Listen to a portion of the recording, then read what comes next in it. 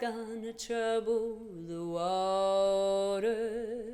Sometimes I feel like a motherless child. Sometimes I feel like a motherless child. Sometimes I feel like a motherless child. A long way from home. Hey family, welcome back to another banger. It's your girl Autumn Bree, the one and only, and I'm so grateful that you guys came back to rock with me. Today we are going to the Cape Coast Castle, and it is going to be a heavy day, but a very eye-opening and enlightening day. And I'm bringing you guys with me because I feel like it's important that you guys see what it's all about. If you guys come to Ghana, you have to have this experience. It's 3 hours away, so we are up early. It's about 7 o'clock in the morning. We are exhausted because we went out last night, but we're getting ready to go. We're getting ready to experience this very, very, very traumatic history that's going to be explained to us, and we're going to be able to see at the Cape Coast Castle, which was where they, I believe, boarded the slaves to get on the ship to come over to North America and the Caribbean and wherever else they sent slaves back way back. But I'm going to give you guys a little bit more history as soon as we get there and I learn a little bit more about what it's all about. But I'm happy that you guys are here. I feel like it's important for you guys to be here, and I hope you guys like this video.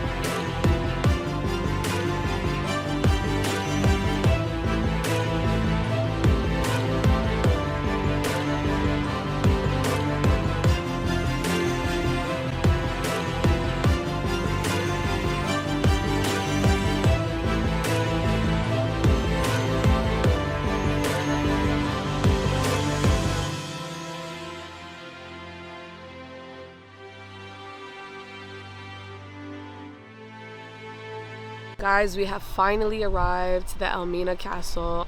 This is it behind me. We are gonna go in and learn about some of the history, and I'm hoping that I can bear it because this kind of stuff makes me emotional, but I know it's really, really needed to come here and learn about this history. So I'm excited to show you guys what's inside. Stay tuned. I'll be so glad when the sun goes down. When the sun goes down. I'll be so glad when the sun goes down. When the sun goes down. I ain't all let's leave it, but I don't wanna lie down. But I wanna lie down. I ain't all let's leave it. So I welcome you all to the Elmina Slave Dungeons. My name is Kwame, and I'm going to be your guide for the next minute. So before we begin, we're going to take a brief history about these very slave dungeons and how the transatlantic slavery transpired here from years' time. The system of trade changed from trading gold to human slavery. So at minimum, these dungeons were holding 1,000 enslaved Africans for every 3 months. So African ancestors had to be in the dungeons for 3 months because they had to wait for the arrival of the slave ships. So the dungeons we are seeing here today started as warehouses at a time when the system of trade was barter. So when the slave trade began, they converted all the storerooms into slave dungeons. And that became successful in 1637. They used the castle as their headquarters for the Dutch West India Company. And the British also arrived in Cape Coast and built the Cape Coast Castle purposely for the slave trade. So the difference between these two castles is that this one started as a warehouse and later on converted into a slave dungeon. But that one was built purposely for the trade in humans. 1957, Ghana became independent. So when Ghana took over, we asked them to leave. And we use this castle as a district assembly office for the town. So as it stands now, the castle is 539 years old. And this leads to be the largest and the oldest European building in the whole of sub-Saharan Africa in connection to the slave trade. So this is what happened. The Portuguese, starting with this, took a couple of Africans all the way from Lisbon to Santo Domingo or Hispaniola, which is the borderline of today Haiti, to try them. And after the trial, they realized that one black man in strength is 4 times the native Indians. So meaning black Africans proved a better alternative to the native Indians and the European indentured slaves. So when they realized the taste in the transshipment of African ancestors from Africa to the diaspora, which happened for almost 400 years old, this became widely known as the transatlantic slave trade, or as the worst social injustice against humanity ever. So the Portuguese were here for 155 years. The Dutch continued from 235 years. The British were the giants of it, over 300 years. So out of the 135 years of the Portuguese, they used 110 for slavery. Wow. Yes. So today, right from the transatlantic slave trade to today, the African community has a big job to do as black people, because it feels like we have been broken to the core, and it takes time for us to heal. Definitely. So after the abolishment of the transatlantic slave trade in 1833, that's why I said it was just on paper. It happened for extra 50 years. So after the abolishment of it all, they sat down and realized that if Africa survives, Europe will not survive. That's why quickly, in unity, they came together. No more fight, no more rush. They sat down in the year 1884, and that's how come the Berlin Conference came in. So that's when they shared Africa to themselves. Today, Africa is still segregated. Yeah. So you have the Francophone African countries, the Anglophone African countries. So it will still be difficult. And Africa is probably a continent which even do not speak its own language. We have the French, we have the English. Portuguese. So that's why I keep saying that even with the forefathers who tried to unite Africa, it was not made successful.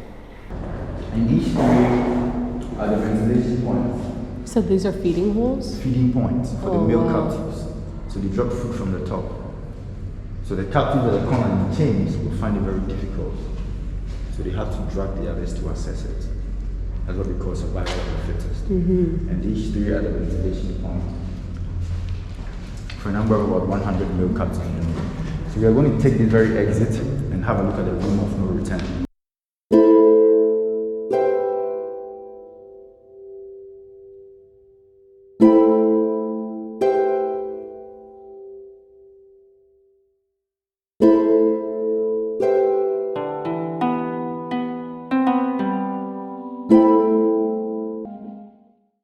This was a meeting point.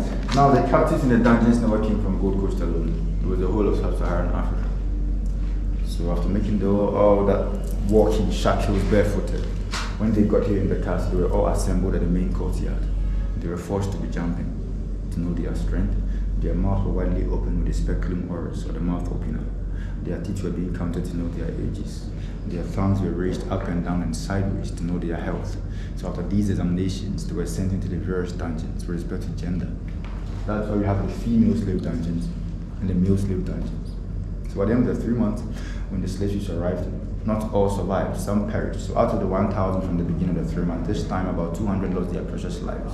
So meaning 800 captives were looking sick and thin and were forced through chains on board a slave ship.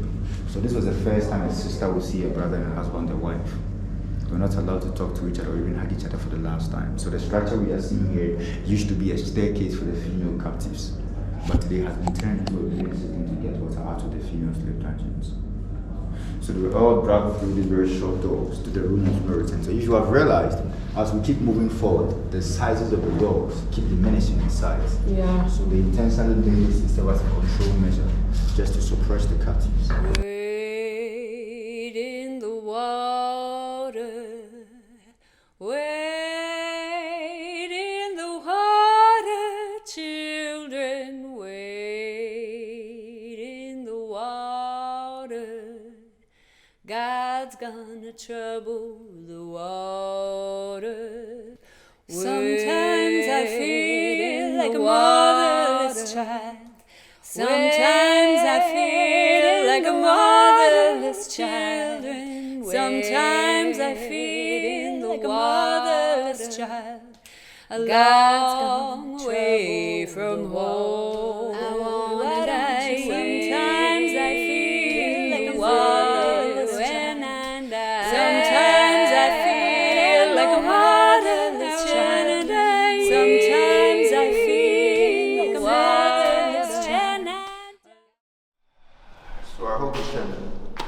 stench, right? These are clay walls. So the urine, the vomit, the spit, the menstrual blood have eaten into the walls, and they are still coming out over 500 years. So about 120 female captives were held in here. Little food to eat, little water to drink. So all these doors you see free like this had gates. So the dungeons were even darker than this. The captives were in chains. This being the largest female slave dungeon has only 2 vents, which was not enough for a number of 120. So they created a very tiny hole to serve as an extra source of ventilation in addition to these 2. In the dark room we are seeing, there used to be their magazine where they used to keep the gunpowders. And this room has a gate from the main courtyard, so they expected air to move all the way from the main courtyard, past streets, and arrive in here. So if there were leakages in the gunpowder, the air moved in with such, and they inhaled, which even worsened the case. Aside that, these are the European soldiers who never came in with their wives. So from time to time, to satisfy their sexual desire, they came into the female slave dungeons in their numbers, selected some of these female captives and raped them. And this was not done without the governor himself. So he being the master of the house, he had a unique way of carrying out this evil deed. So we'll go outside and have a look at how the governor selected these female captives, and we're taken to the governor's bedroom to be raped. Use this balcony to address the official, to address the soldiers, to force all the female slaves out. So from the top, he will look through and make his choice. And after his choice, the rest were forced back into the various dungeons. Now these captives in the dungeons had never taken their shower during the 3-month stay. So there is a town called Asin Mansun. Have you been there? Where we have the Slave River. So that area is about 25 kilometers east of Elmina, about 2 hours drive from here. That area was the largest slave market in Gold Coast. So when the slave raiders got there, they made a halt, because that was the first point of auctioning. So they would have to prepare the captives for a better sale. So they were forcing them to bathe in the river after shaving off their hair. They pomade them, they changed their clothes with new loin clothes for them to look attractive for better sale. So after that last bath, the captives never took their shower again. So this female captive selected by the governor will probably have toilet or urine all over. So the soldiers had to make sure that she was well kept for the governor. So by dint of that, they were fetching water from these reservoirs for her to wash down here, to the humiliation of her friends in the dungeons. Oh, wow. Whoa. And after that, she was given something little to eat for her to regain her strength, and was forced through one of these dungeons to the governor's bedroom to be raped. So these reservoirs were made by the Portuguese. So they harvested rainwater, but these pipes are no more original, and stored the appropriate ones in here. So when the Dutch took over, they refused to use this because they thought the Portuguese might have spiced it or poisoned it. So they created 2 others for themselves, and they were giving this to the captives in the dungeons. So after she's been taken care of by the soldiers, she was dragged through this very dungeon to the governor's bedroom to be raped. So I'll take you in here and have a look at how this was done.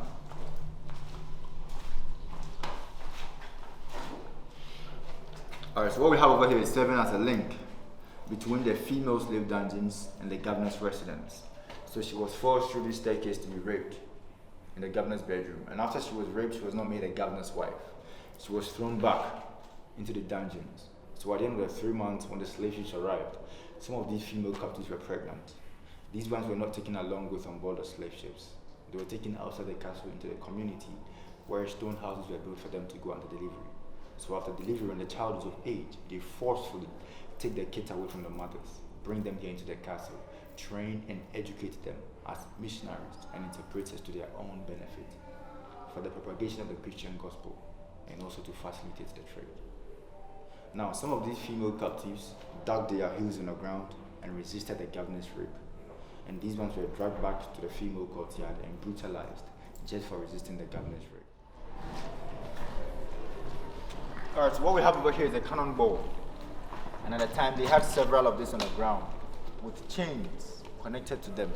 So she was shackled by the ball, by the neck to the ball. She would be here in the sun or in the rain for a whole day. No food to eat, no water to drink, to serve as a lesson to the other female captives.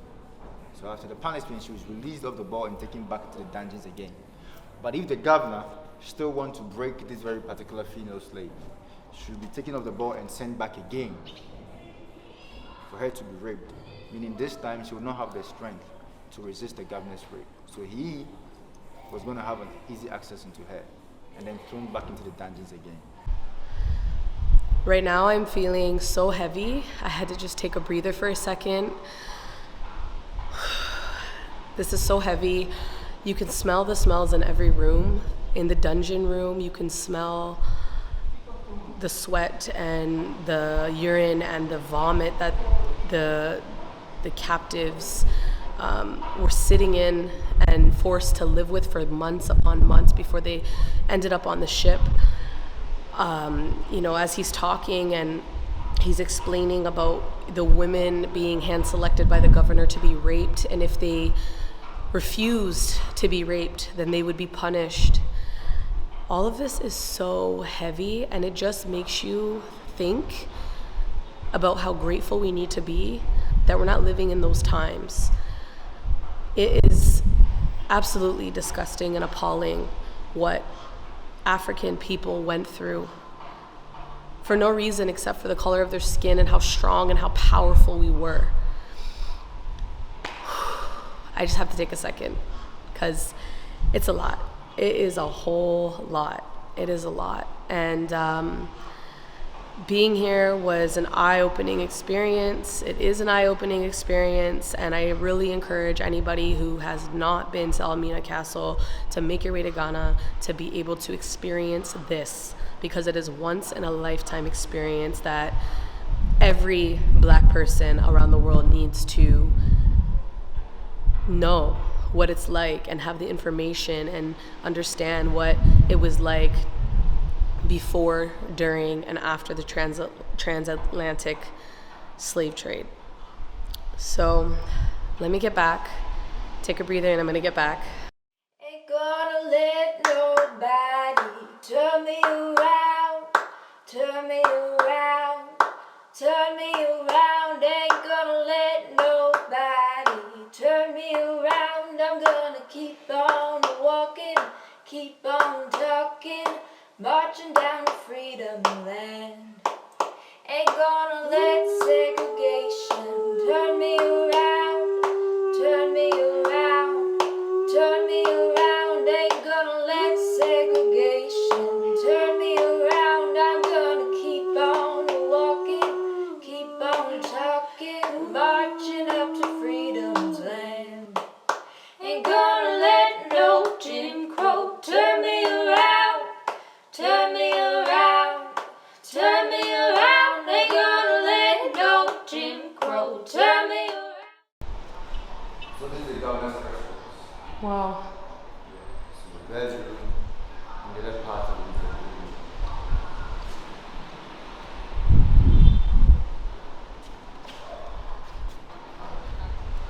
So these are all rooms for the governor.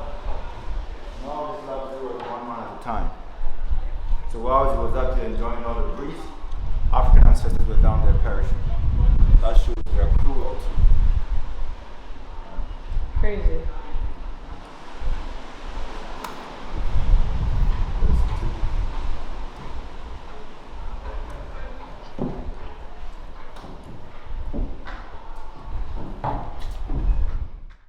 So I just finished my tour with Kwame. I want to say thank you first and foremost for all of your knowledge.